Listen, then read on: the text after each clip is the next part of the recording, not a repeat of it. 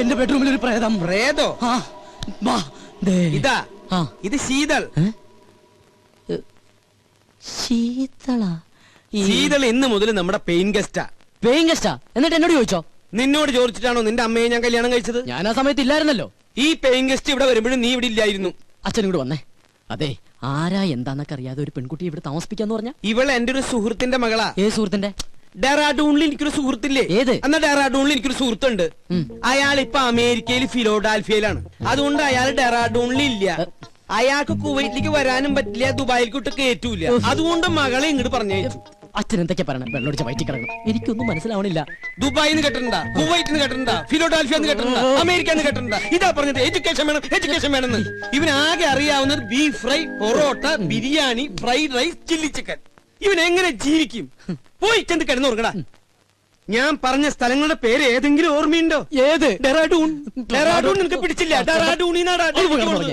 അച്ഛന്റെ ഏറ്റവും വലിയ സുഹൃത്ത് ഡെറാഡൂണിലുണ്ടെന്നുള്ള കാര്യം അറിയാതെ പോയത് മഹാ കഷ്ടായിപ്പോയി. ഡെറാഡൂൺ ഡെറാഡൂൺ ഡെറാഡൂൺ. Good night Dehradun. ഡെറാഡൂൺ നിന്റെ അമ്മൂട. ഇത് ഏതായി ഡെറാ? എന്റെ ഡെറാഡൂണിന്റെ അമ്മയ്ക്ക് വിളിക്കല്ലേടാ.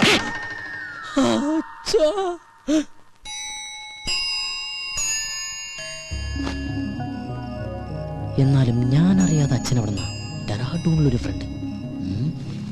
അവൾ ആരായിരിക്കും? ഇനി അച്ഛന്റെ അബദ്ധത്തിൽ വല്ലതും ചോദിച്ചാലോ? അല്ലെങ്കിൽ വേണ്ട. എന്നാൽ അവൾ ആരാ നോക്കാം.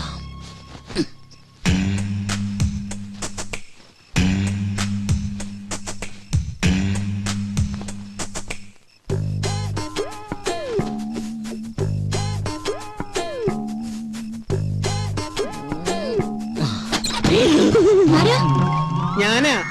എന്താ അങ്കിളെ? ഒന്നുമില്ല, മോള് ഉറങ്ങിയോന്ന് നോക്കാൻ വന്നതാ. ഞാൻ കിടക്കാൻ പോവായിരുന്നു. കൊതുക് തിരി കടിക്കണ്ടെങ്കിൽ കൊതുക് കത്തിച്ചു വെച്ചോളൂട്ടോ.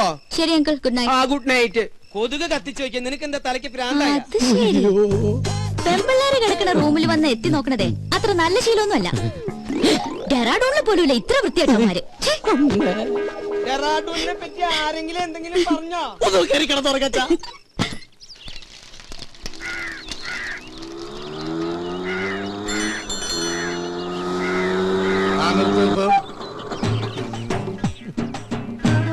എത്രയായി? 90.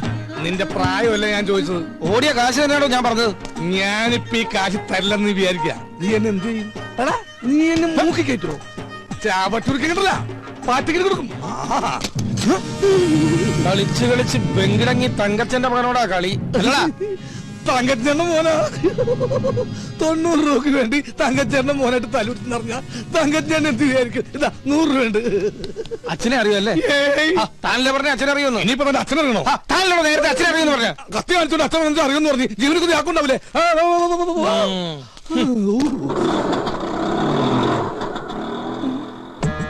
സരോജം വൈദ്യണ്ണ,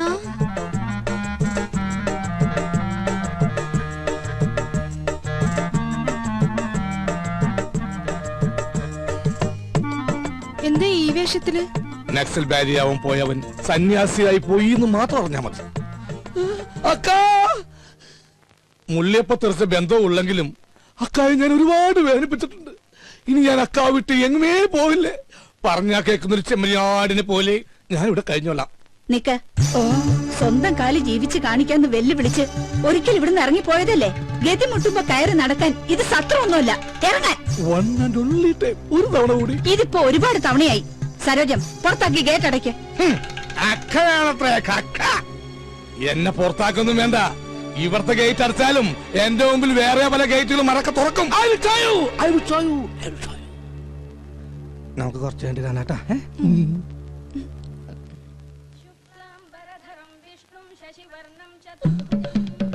അളിയ, എന്നോട് ക്ഷമിക്കണോ അളിയ? അളിയന്റെ പാതാരവിന്ദങ്ങളിൽ ഞാൻ തൊട്ട് നമസ്കരിച്ചോട്ടെ. എനിക്കിപ്പോഴാ മനസ്സിലായത് അളിയൻ എന്തുകൊണ്ടാ എന്റെ പെങ്ങളെ ഉപേക്ഷിച്ചതെന്ന്. അളിയൻ ദൈവമാണ് അളിയാ, ദൈവം. താനെപ്പോഴാടോ വൈദി സന്യാസിയായത്? കയ്യിലുള്ള കാശ് മുഴുവൻ തീർന്നപ്പോ ഞാനങ്ങനെ ഓട്ടോമാറ്റിക്കായിട്ട് ആയിപ്പോയതാണ്. ഈ സന്യാസം നമുക്ക് തന്നെ പണിയില്ല അളിയ.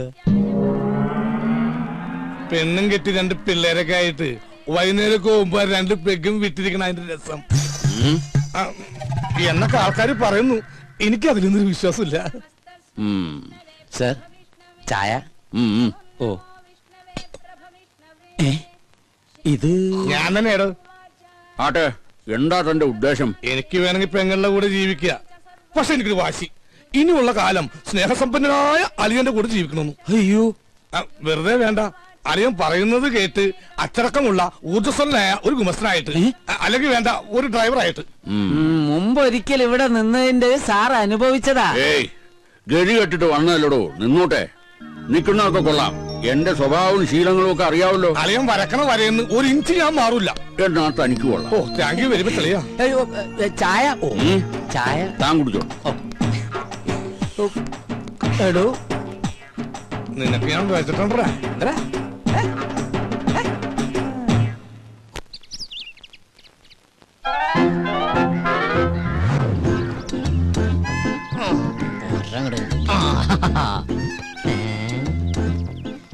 മേടിച്ചിട്ട് 1 വർഷമായുള്ള അതിനുള്ളിൽ തീർന്നു.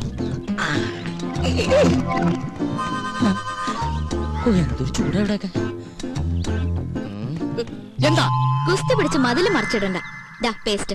ഇതെവിടെന്നാ? ഇതെന്റെ, അല്ലാതെ ഈ വീട്ടിലെവിടുന്ന പേസ്റ്റ്? പേസ്റ്റിൽ എന്നിട്ടൊന്നുമല്ല, ഒരു സാധനം മേടിച്ചു കഴിഞ്ഞാൽ തീരുന്നവരെ മാക്സിമം യൂട്ടിലൈസ് ചെയ്യാന്നുള്ളത് ഞങ്ങളുടെ ഒരു ശീലമാണ്. അല്ലാതെ ഇല്ല ഞെട്ടല്ല. അച്ഛാ, 1200 ഗ്രാമിന്റെ പൊട്ടിക്കാത്ത പേസ്റ്റിംഗ് എടുത്തേ. പല്ല് വെക്കുന്ന ഫാമിലിയാണെന്ന് അറിയട്ടെ.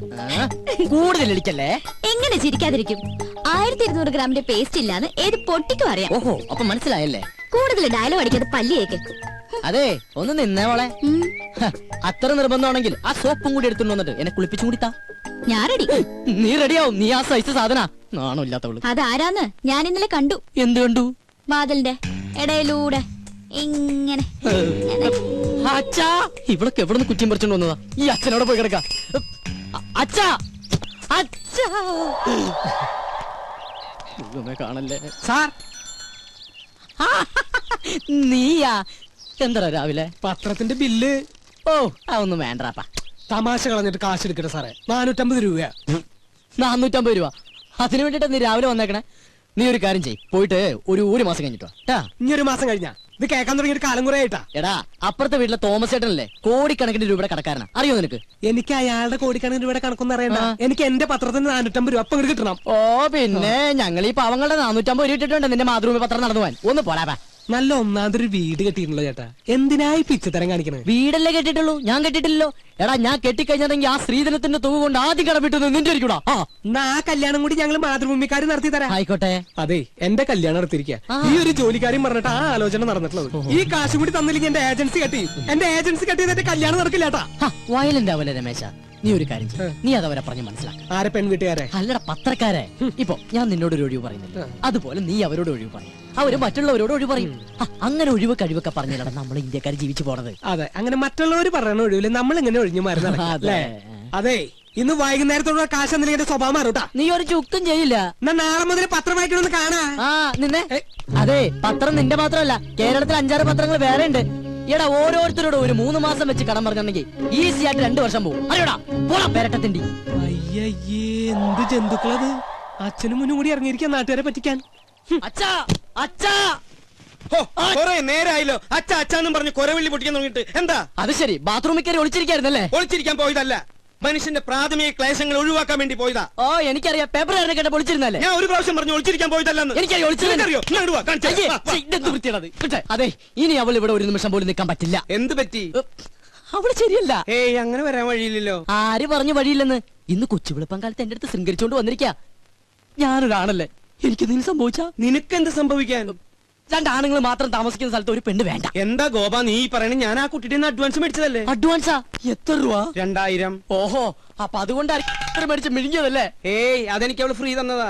ഒരു കാര്യം ചെയ്യ്, എഗ്രിമെന്റ് വെച്ചിട്ടല്ലോ ആ പൈസ അങ്ങോട്ട് തിരിച്ചു കൊടുത്തേക്ക്. അത് ഞാൻ പാൽക്കാരനും പല കച്ചവടക്കാരനും കൊടുത്തു. ഓ, ഇതൊരു പുലിവാലായല്ലോ. എന്ത് ചോദിച്ചാലും കളനെ പോലെ തല കൂപ്പിട്ട് നിൽക്കും. ഇങ്ങോട്ട് നോക്കി, ഇങ്ങോട്ട് നോക്കാൻ. ഞാനൊരു 2000 രൂപ എങ്ങനെയെങ്കിലും സംഘടിപ്പിച്ചു തരാം. അതിനെ പറഞ്ഞു വിട്. അങ്കിൾ, ഈ പെൺകുട്ടികളെ താമസിക്കുന്ന വേണ്ട വേണ്ട വേണ്ട, കൂടുതൽ കൊഞ്ചിക്കൊഴയിലൊന്നും വേണ്ട. അച്ഛ പറഞ്ഞു വിട്ടെ. ഞാനൊന്ന് പറയട്ടെ ഗോപേട്ടാ. ഗോപേട്ടാന്നാ? അച്ഛ ഗോപേട്ടാന്ന്. പിന്നെ നിന്നെ എന്താ വിളിക്കാ? വേലായുധന്നാ? എന്താ നിന്റെ പേര്? ഗോപൻ. പറ മോളെ. പെൺകുട്ടികൾ താമസിക്കുന്ന റൂമില് ഒരാൾ വന്ന് ഒളിഞ്ഞു നോക്കിന്ന് വിചാരിക്കുക. ഇവിടെ ആരോ ഒളിഞ്ഞു നോക്കിയേ? അയാളെ കുറിച്ച് അങ്കിളുടെ അഭിപ്രായം എന്താ? ആണാണോ പെണ്ണാണോ? ആണാണെന്ന് തോന്നുന്നു. എങ്കിൽ അവൻ ആണും പെണ്ണും കെട്ടവനും സംസ്കാരമില്ലാത്തവനും ആവാസനും തന്തയില്ലാത്തവനുമാണ്. അച്ഛാ, സത്യം പറയാലോ അങ്കിൾ, അങ്ങനെ ഒരു അനുഭവം ഹോട്ടലിൽ വെച്ചുണ്ടായതുകൊണ്ടാ ഞാൻ ഇങ്ങനെ ഒരു സ്ഥലം തേടി വന്നത്. ഇവിടെ ഞാൻ സേഫാ. എനിക്ക് സമാധാനായി. അങ്കിളിന്റെ മുഖം കണ്ടാൽ അറിയാം അങ്കിൾ ഒരു ഇന്നസെന്റ് ആണെന്ന്. ഇങ്ങനെ ഒരു അച്ഛനെ കിട്ടിയത് ഗോപന്റെ ഭാഗ്യാ. എന്റെ ഈശ്വരാ, ഇത് ഞാൻ പലപ്പോഴും നിന്നോട് പറയണമെന്ന് വിചാരിച്ചതാ. പക്ഷേ അന്നൊക്കെ ഞാനത് കൺട്രോൾ ചെയ്തു. അയ്യോ, ഇന്ന് ശീതളിൽ നിന്നും ഈ വാക്കുകൾ അടർന്നു വീണപ്പോ എന്റെ ക്ലേശമൊക്കെ മാറി. മോള് സമാധാനായിട്ട് അകത്തേക്ക് പോയിക്കോ.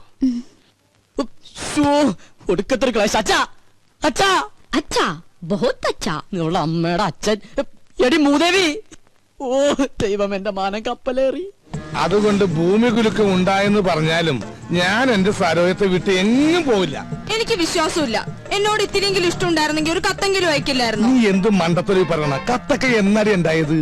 ഈ കത്ത് കണ്ടുപിടിക്കുന്നതിന് മുമ്പും മനുഷ്യർ പ്രേമിച്ചിരുന്നില്ലേ? You got me? ഇംഗ്ലീഷ് ഒക്കെ പഠിച്ചോ? Yes, I will do. എനിക്കത് പഠിക്കേണ്ടി വന്നു. Two ice cream given gives give. Okay. ഒരു ഇന്റർവ്യൂവിന് ശേഷം നമ്മുടെ പ്രണയം വീണ്ടും തുടങ്ങിയല്ലേ?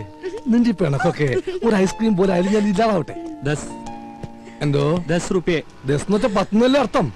എന്റെ അമ്മേ, അങ്ങനെ അർത്ഥം. ഒരു ഐസ്ക്രീം. ഗോപൻ, ഗോപൻ. സമാധാനമായിട്ടൊന്ന് പ്രേമിക്കാനും സമ്മതിക്കില്ല. നമ്മളെ കണ്ടോ?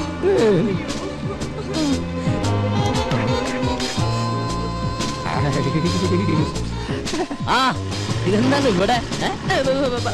പച്ചക്കറി വാങ്ങാൻ. പച്ചക്കറി മേടിക്കാൻ ഇവിടെയാ? അല്ല, ഐസ്ക്രീം. ആ, വായിക്കോളാ. ഇതാരാ അച്ഛനാ? ആ, പക്ഷെ ഇയാളെ കണ്ട് നല്ല പരിചയമുണ്ടല്ലോ. എന്നെ കണ്ടുപരിചയമുണ്ടാവാൻ സാധ്യതയില്ല. അതെന്താ? താൻ ഇരിക്കുമ്പോ ഇത് 10 മനുഷ്യരെ പരിചയപ്പെട്ടിട്ടുണ്ടോ? അതില്ല, പക്ഷെ ഞാൻ എവിടെയോ കണ്ടിട്ടുണ്ട്. എന്താ ഇയാളുടെ പേര്? ഐസ്. ഐസാ? ഐസക്. ഐസ് പോട്ട് പറഞ്ഞ സ്നോസപ്പൻ മകൻ ഐസക്. ആ, ഇയാള് വീട്ടിലേക്കല്ലേ? കേറ്. വേണ്ട, ഗോപൻ ആ, പൊക്കോ. കേറോ. ആ, കേറ് കേറ്. ഏയ്. ഐസ്ക്രീം ഒക്കെ തന്നെ പീഡിപ്പിക്കുന്ന കാല. വേഗം കഴിക്കോ.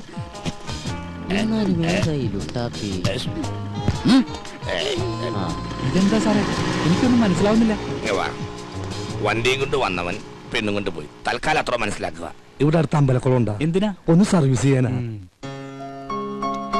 ഞാൻ വിളിപ്പിത്തരാം അങ്കിൾ. ഓ മൈ ഗോഡ്, ഇന്നും കഞ്ഞിയാ? എന്നാ ഇവിടെ കഞ്ഞിയല്ലാത്ത? ഇവിടെ എന്നും കഞ്ഞിയല്ലേ? What A nonsense. എന്തെങ്കിലും ചിക്കനും മട്ടനും വെച്ചൂടാ? ചിക്കനും മട്ടനും ഇവിടെ ഫ്രിഡ്ജിൽ തൂങ്ങി ആ, അത് മതി. അതെടുത്ത് വെച്ചാ മതിയായിരുന്നല്ലോ. മേടിച്ചു വെക്കണമെന്ന് ആഗ്രഹമുണ്ട്. അതിന് കയ്യിൽ കാശ്. അതെന്റെ അടുത്ത് പറഞ്ഞാ പോരെ, ഞാൻ മേടിച്ചു തരില്ലേ. നാട്ടിക്കല്ലേ. വാങ്ങിയ മാത്രം പോരല്ലോ, അത് ഉണ്ടാക്കി തരാൻ ആരെങ്കിലും വേണ്ടേ? ഇവിടെ പെയിൻ കോസ്റ്റ് എന്നൊക്കെ പറഞ്ഞ് ഓരോന്നുണ്ടല്ലോ. അവരെന്താ അടുക്കള കയറി കൈ തഞ്ഞു പോവോ? എനിക്കിത് കഞ്ഞി വേണ്ട. എനിക്ക് എന്തായാലും കഞ്ഞി ഇഷ്ടാ. അങ്കിളെ നമുക്ക് കഴിക്കാം. അതങ്ങനെയാ, കഞ്ഞികൾക്ക് കഞ്ഞിയല്ലേ ചേരൂ. കുടിക്ക് കുടിക്ക്. സൊമാലിയെന്ന് കെട്ടിയെടുത്തതാ. അച്ഛാ, എനിക്കിത് കഞ്ഞി വേണ്ടാന്ന്. വേണ്ടെങ്കിൽ വേണ്ട, പോയി കിടന്നുറങ്ങടാ. അച്ഛാ, ഞാൻ പട്ടിണി കിടന്നുറങ്ങും. ഒരു ദിവസം പട്ടിണി കിടന്നുകൊണ്ട് ചാവൊന്നുമില്ല. എന്നെ നിർബന്ധിക്കേണ്ട. എനിക്ക് വേണ്ട വേണ്ട വേണ്ട. ആ വേണ്ട മോളെ, നമുക്ക് രണ്ടാൾക്കും കൂടി ഇത് പകുതി പകുതി ഉണ്ടാക്കണ്ട. എന്റെ കഞ്ഞി ഇങ്ങനെ. ആ, ഇങ്ങനെ വിട്ടാ ശരിയാവില്ല.